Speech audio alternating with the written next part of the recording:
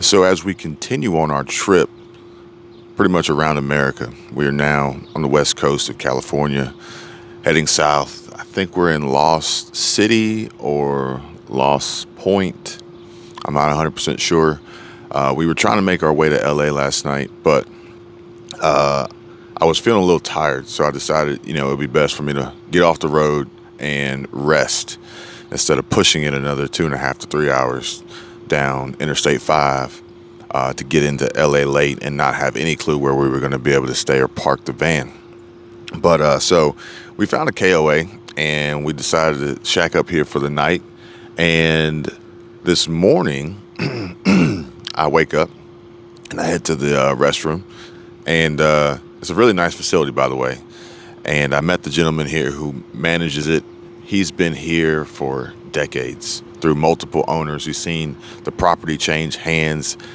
He's seen the rise in real estate values and the improvements made to the site as well. He told me about some upcoming improvements that they're imposing. They're gonna install solar panels here because he said right now their electrical bill is $13,000 a month, but with solar they're expecting to be around $2,000 a month.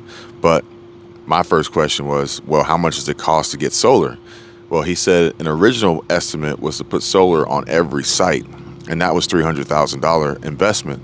But he said if they just run solar out in a field, it'll be, it's not going to be an eyesore, but it won't be as cool as each site having its own solar panel. He said it's 80 grand. So in a relatively short amount of time, they'll recoup their investment. And hopefully, it'll work out for them with very little issues. And then they can go from $13,000 a month in utility costs as far as electricity goes to $2,000, which that number is going to continue to rise as electricity continues to cost more. And we make this push towards green renewable energy. Everything's going up. Everything's going up. There's no doubt about it. But the cool thing about it is that, they are doing what they can to mitigate these expenses, and they're really focusing on their budget to be able to afford to stay in business, to afford to keep doing this, to afford to keep having these spaces available for people to camp. Now, a lot of these, and the gentleman that was here, he was telling me a few people here, okay, so he lives here, and that's part of his employment, which was pretty cool. But at least 2 or 3 other RVs out here work here. So one, it added a little bit of security because it's like, oh, okay, well, that's cool. At least you're not out here in the middle of nowhere by yourself. You actually have some people who live here and are regulars here. Just adds a little comfort. I don't know why, but they've been here for years, and it's cost effective. As we're on Highway 46, so we came off the 101 and we're on 46 or 41, or maybe it's the same and then they split. If you're from California, you may know this area. Paso Robles, I think is what he called it. And as we came off 101, Michelle looked up an apartment complex, Blue something, I don't remember the name of it. A 1-bedroom, 1.5 bathroom apartment complex started at around $3,000 a month. $3,000 a month. Which makes perfect sense for people to want to live out of their vehicles, live out of their cars, live out of their vans, live out of an RV, and occupy these campgrounds. It just makes perfect sense, especially if you can manage it. Well, that's the interesting part of the story. As I'm going to the bathroom this morning, somebody stops me, and I really didn't expect this to happen. And I didn't expect it to happen, but I guess it couldn't have happened any other way. And they literally said to me, "Hey, are you preparing for survival's husband?" I'm like, that's the name. That's my name. That's not Kevin. It's preparing for survival's husband. I felt as though at some point as we were on this trip, this would happen. I did not expect it here in the middle of nowhere this morning, but I said, yes, I am. And they said, how are you? I said, I'm good. How are you doing? Good morning. And they said, we're all right. We're all right. they said, we talked about YouTube. They said, we watch the videos. They don't watch them all. They watch them when they can. And I'm going to get to why. And but what stuck with me most was the fact that this woman told me, she says, or she asks, how did we get here? How did we end up like this? And it's a good question. We actually watched a movie last night. It was called The Mist. And there's a scene in the beginning of the movie where they're in a grocery store. And to me, it just felt like where we are today, where you had some people who believed that we're on a downward economic spiral, rapidly approaching SHTF. And then you had others that were crazy. You had others that were, fire and brimstone, and they didn't want to listen to reason, only wanted to repeat scriptures. It was a mix of different people. And some were prepared, some were not. Some were prepared to do whatever they needed to do to survive and fight this monster. There was a mention there about, wasteful government spending and all sorts of, like, it was really, really fitting for the time period that we are in, and the question of how did we get here. And for this particular woman, they got a travel trailer. It's pretty big. So we're in a van. So we've been living full-time van life for probably like 2 weeks now. I think it's about 2 weeks. I've kind of lost track of the days. But we've been living full-time in a van, fully converted van, kind of like a nomad, sort of semi-nomad, minimalistic lifestyle at that.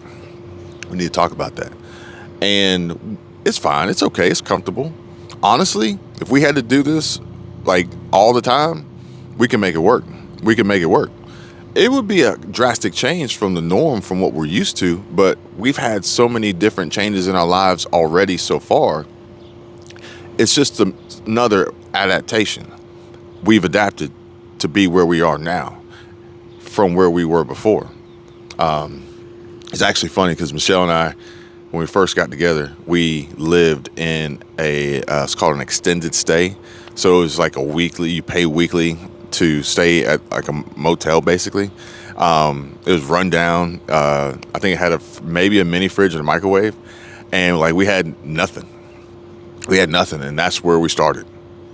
But we had each other, and that's all that mattered, really. And at that point in time, we were pretty much prepared to do whatever we had to do to survive together, and we made it. We made it. We're making it. I don't know if you can say you've made it. You just keep going. You never stop. You never give up. So if we're doing this out of this little van, I don't know how many single-digit square feet we have in this van. It's tiny. Maybe I'll give you a tour. It would be a very short tour, but I'll show you the van. And they have a bigger travel trailer. I think it's possible. I think it's doable. So this is a little bit of a long story. I'm going to try to sum it up for you, make it as quick as possible. They live out of this travel trailer. The reason why they live out of this travel trailer is because they sold their house. They sold their house to get money. They got money because the market and home values appreciated. So they were able to capitalize on that. But this was not their first choice. Now, the beauty of it is they had already invested in real estate to have the opportunity and be in the position to capitalize on the growth and the appreciation and the new appraised value. And they sold it a year ago. So they sold it before inflation started going up. They sold it before the real estate market started to pull back, as we're seeing reports from Zillow that home sales are declining, buyers are pulling back, sellers are getting worried, and interest rates are going up. June CPI report, 9.1% inflation, which is understated. And Jerome Powell and the Fed are planning on another 100 to 125 basis point hike on interest rates to try to curb inflation, maybe more. And like I said before, we're going to see mortgage rates hit 15%. And that's the only way I realistically think that we are going to reverse this ship, change course, maybe, so to speak. And And, Jerome Powell, not Jerome Powell, I'm sorry, Mitch McConnell, Senate Minority Leader Mitch McConnell, thinks that Americans are sitting at home flush with cash from stimulus checks, fattening their bank accounts and just living off of that. Hardly, sir. Not sure about you, but maybe somebody else, but not me. Maybe you guys. Comment below. Let me know if y'all got a bunch of money from stimulus checks. Let me know if you think another stimulus check is coming, or if we should get more stimulus checks to help the situation. Some economists believe that stimulus checks didn't really affect inflation that much, and some people believe that it completely is the total cause for inflation. I have my own personal opinion, and I think it's more tied to businesses, but we'll talk about that in another video. But I'll leave it with businesses, or not all, but there are several businesses out there earning record profits right now. And I don't think it's the average Joe, middle class, working class, hardworking citizen who was eligible for a stimulus check that is ruining the economy. I don't think that's the case. So they sold their house because they had to. And fortunately, they were in a position and they were prepared for this. Now, they weren't preppers. I'm not going to say they were preppers. They didn't have a stockpile of foods and dry storage and a farm and a homestead and all this and livestock and animals to transport and figure out what to do with. They were just prepared financially by owning real estate. Owning real estate and investing in real estate is probably was one of the best ways of building wealth. And I think it will continue to be. It's just going to change. We have to adapt. Like I said earlier, adaptation to the change. Wealth will continue. Growth will continue somehow, some way, some form. But regardless, they had to sell it. Why did they have to sell it? Well, this woman worked for a large corporation in telecommunications. And she was there for several years. And she worked through the pandemic. And what happened was, after it was like all the dust settled, so to speak, they issued mandates. She hesitated, but needed to maintain her income. So what did she do? She complied. And she complied, and then she complied again, and probably, I think it might have been 3 boosts total. And, basically, she could travel to New York City or Canada and get through. She's got the passports. She's got the credentials. She's got the Band-Aids to prove it. So she did that. And then her husband, he was in the automotive industry, and sales were pretty much non-existent. So he wasn't making any money in automotive industry, and I think it was Ford or Chevy. I'm not sure which one, or maybe it was both. Maybe it was one of those dealerships that did both. But either way, automobile, car, truck sales were down, which now automobile repossessions are up, which we talked about. They're coming. Repos are coming. And the dealerships are going to win. The dealerships are repossessing vehicles with loan values over 120% of the actual vehicle's value. So the dealerships,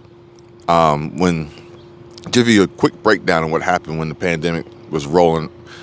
Dealerships were taking in trades and paying more for them.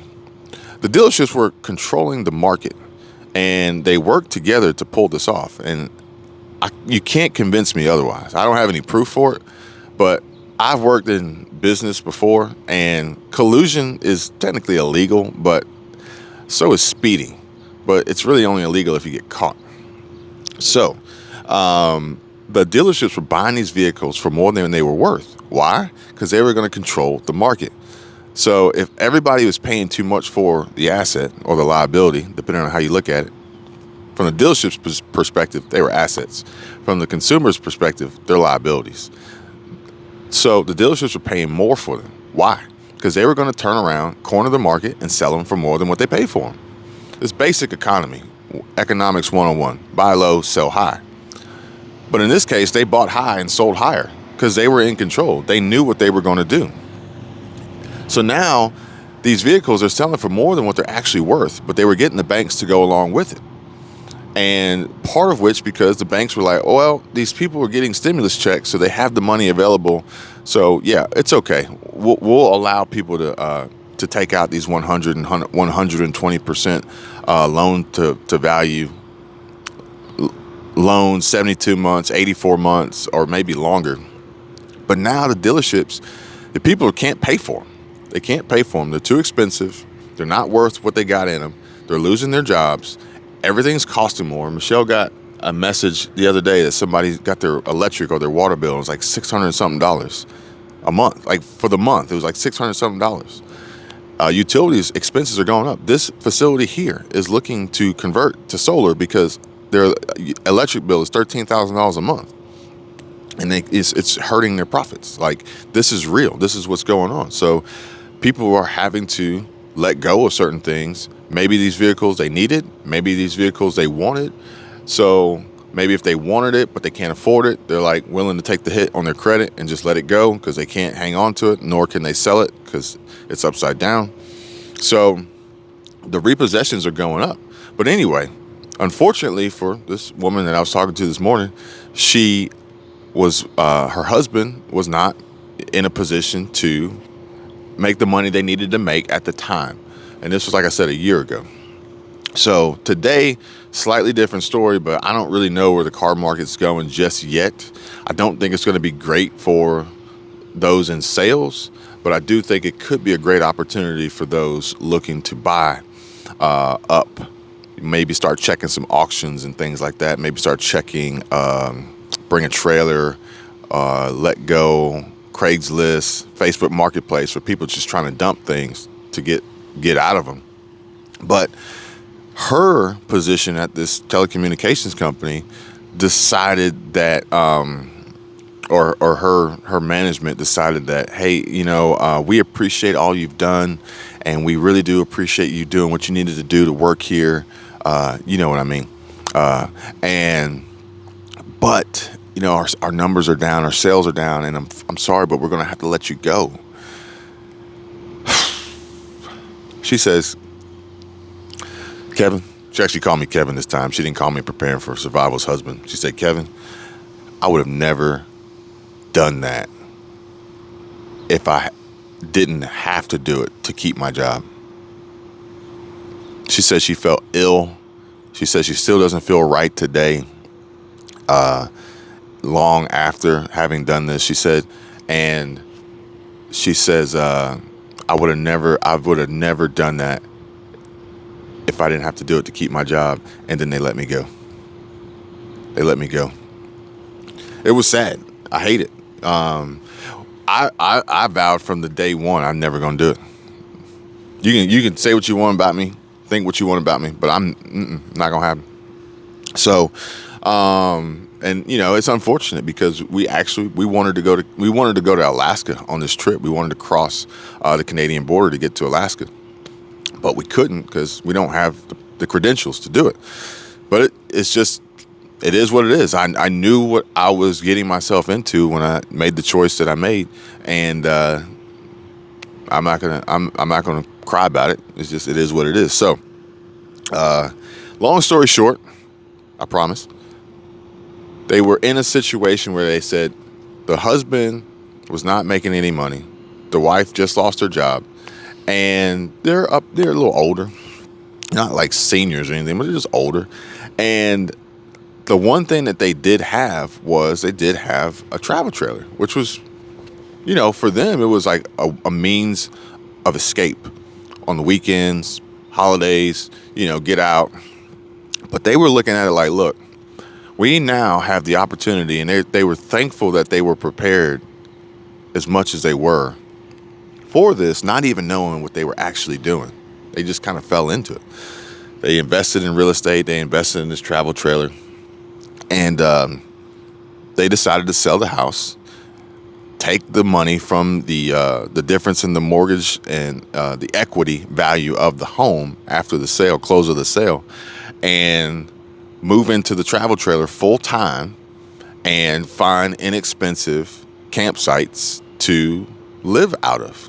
And like I said, there's 2 or 3 people that work here that pretty much live here, but there's also a few like that people that don't work here that kind of live here.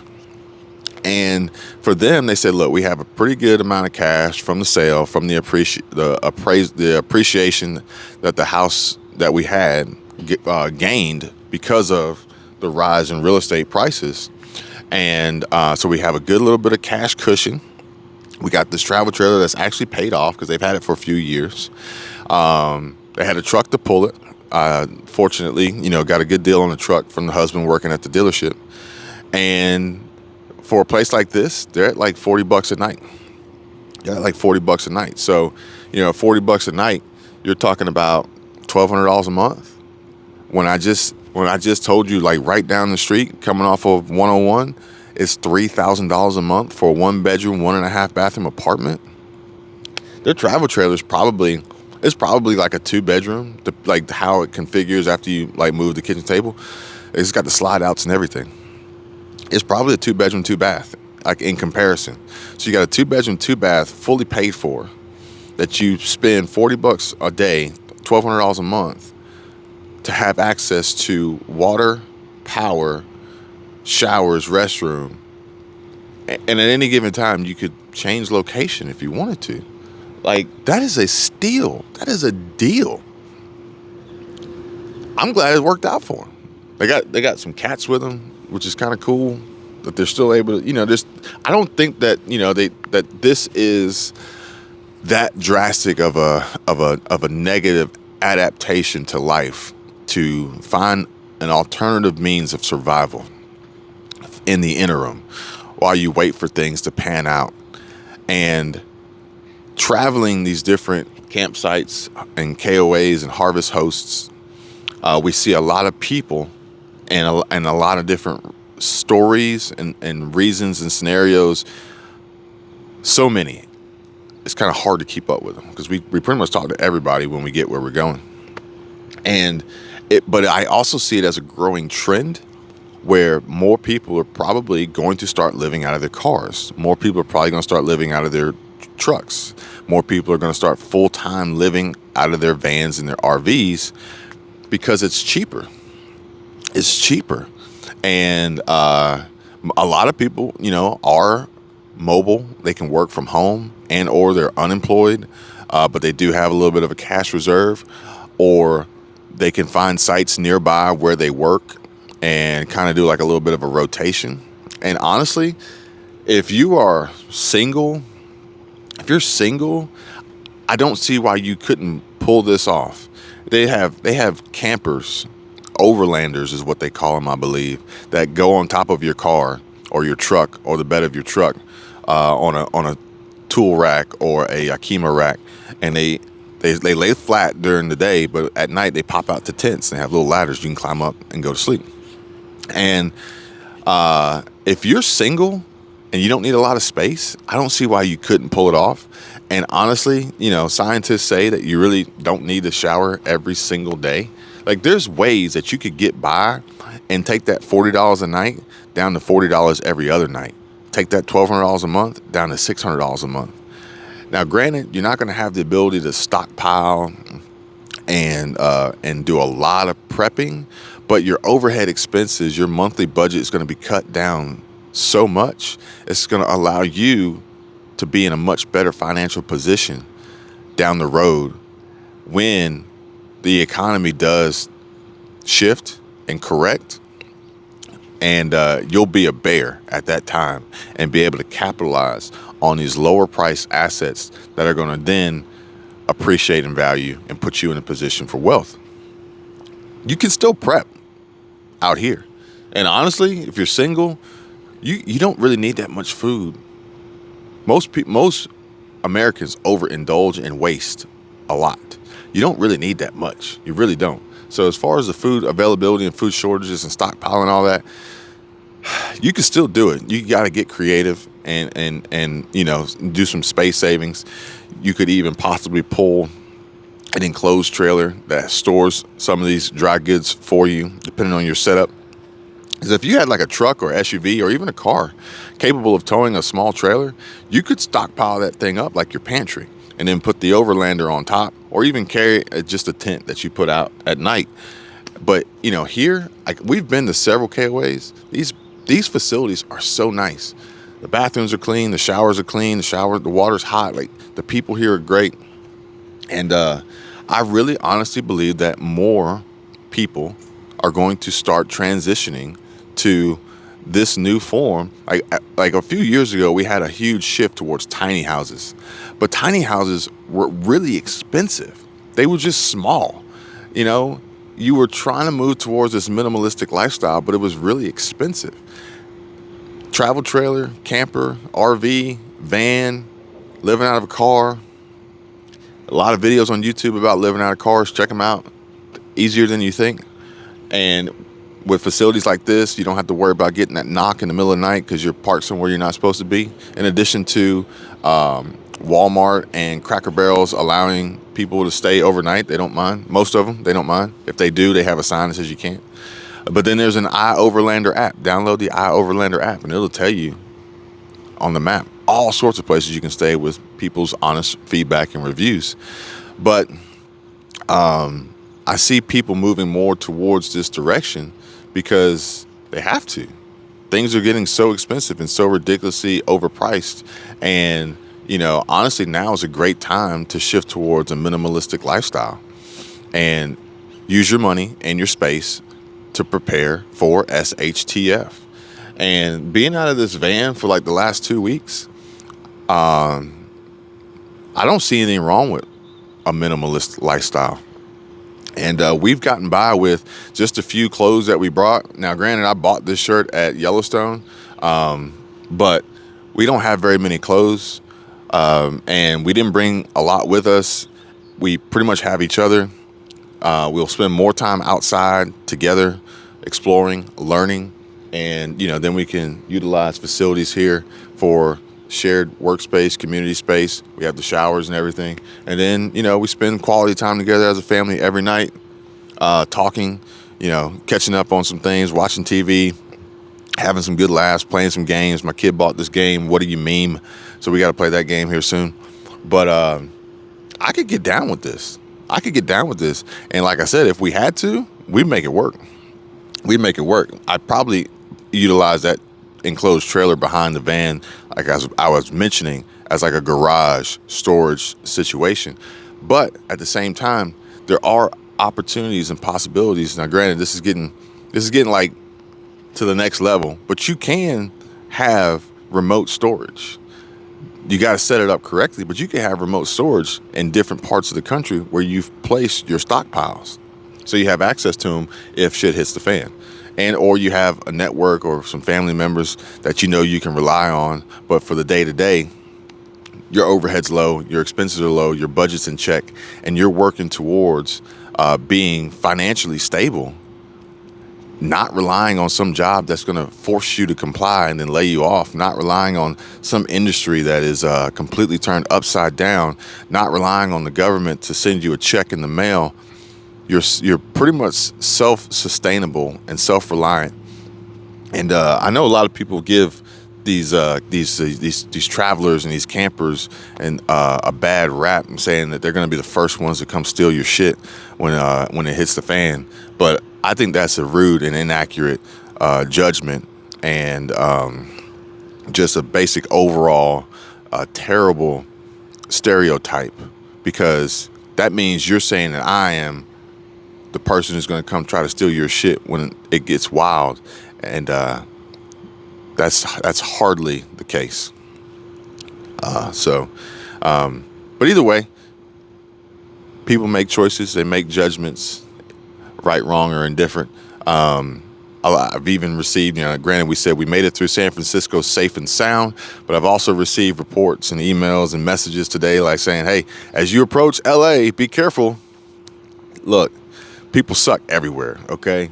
You got to be smart, and you got to pay attention, keep your head on a swivel, and pray for the best, basically. I'm not going to stop living my life because of everybody else being complete idiots, but I will make sure that I do the best I can to stay safe and not put myself in a bad situation. So that's the best I got. That's the best I got. But I hope that this woman and her husband, it all works out. I hope it works out for everybody else. And, she did pose like a very interesting question. How did we get here? How did we get here? And there's a lot of poor decisions made on our leadership's part. And then, now we have some poor decisions with some people and their spending, overspending, fueling, throwing gas on the fire of inflation. And now we have some other decisions that have to be made by some of these businesses that are hurting the working class and American people and the overall economy. But now we're here, and now we have to figure out how to survive and prepare ourselves for this mess that we're in until we're out of it. And understanding how we got here will help try in the future better prepare us to not get back here. But right now we're here, so we got to make the best of a bad situation. I hope you guys are doing all you can to position yourselves and your families to be prepared for SHTF and potential shutdowns and slowdowns and planned work stoppages and possible shortages and higher prices and inflation and high utility costs between gas and water and electricity. There are actually reports that the gas prices and diesel prices are coming down. I think some of the headlines are reading like Biden's plan is working, which is total BS. But hey, as long as they're not continuously going up, I guess that's a good thing. But he got those gas prices up so high, coming down. It's like, sure, you're a hero, I guess. Pat yourself on the back, old man. Repeat line. But either way, I hope you guys are preparing as best you can. And I know not everyone can go out and buy all the food that they want or need, or buy all the preps, or go out and buy a travel trailer or anything like that. But do what you can do and try to reduce and eliminate unnecessary expenses and frivolous spending, because your money that you have now or could possibly have tomorrow is going to be very, very important to survive this, while our money and the US dollar is still a functioning form of currency. Centralized bank, decentralized currency, cryptocurrency, Bitcoin, Ethereum, Ripple, all these tokens, NFTs. We're going to talk about that in future videos because I want you guys to be careful with that. I get a lot of emails of requests from companies to get me to promote their NFTs. And I'm going to tell you right now, NFTs are a bad deal. And if you don't understand them and you get in them, you're going to lose a lot of money. It's going to hurt bad. So this is not financial advice. I'm not telling you what to do. I'm just sharing with you the fact that I'm not going to be promoting any NFTs on this channel because I don't agree with them. So we can talk about them and get better educated on them, but I don't agree with them. And if that changes, I'll let you guys know. But right now, having access to cash specifically in your pocket, which was another thing. That movie, The Mist, that was funny. The system went down. So the lady says, "I hope you got cash," because they were not going to be able to process any credit cards. So make sure you have some money on hand, just in case for emergencies. And then make sure that money's not being wasted on unnecessary, frivolous things that could be helping you prepare yourself to move to a better place, move to a better apartment, move to a better city, move if you have to, if you need to. Zillow announced that real estate is taking a hit because of the rise in interest rates. But with that being said, people like the woman I met this morning had to sell their house. They didn't have to, but they chose to sell their house to put themselves in a better financial position. Well, if you are a renter and you live in a home, hear me out. If you live in an apartment complex goes under new management, it gets sold, gets bought, it's going to stay an apartment. But a home, if you live in a home and the homeowner sells it, the new owner may not want a tenant. The new owner may want to occupy that home, which would force you to be displaced, not necessarily evicted, but you'd have to leave. And maybe your lease gets terminated. Maybe you get to serve it out, but at the end of the day, you're gonna be uprooted and displaced. And right now is not the easiest time to find a new place to go, or maybe your credit and your work history isn't in the same position that it was prior to, so you won't get approved. But absolutely, the rent's going to be higher than what it was wherever you were. So I want you guys to be preparing yourselves and your budgets financially for SHTF that could be coming around the corner that you're not even expecting. You're expecting food shortages and empty shelves and high utility bills, but you never know. You never know what could hit. So I want you guys to be prepared for all of that and be ready to adapt to the change. I hope you guys are doing well and receive this message well. And I'm going to bring you guys another update ASAP. Be safe. See you guys soon. Take care. Bye.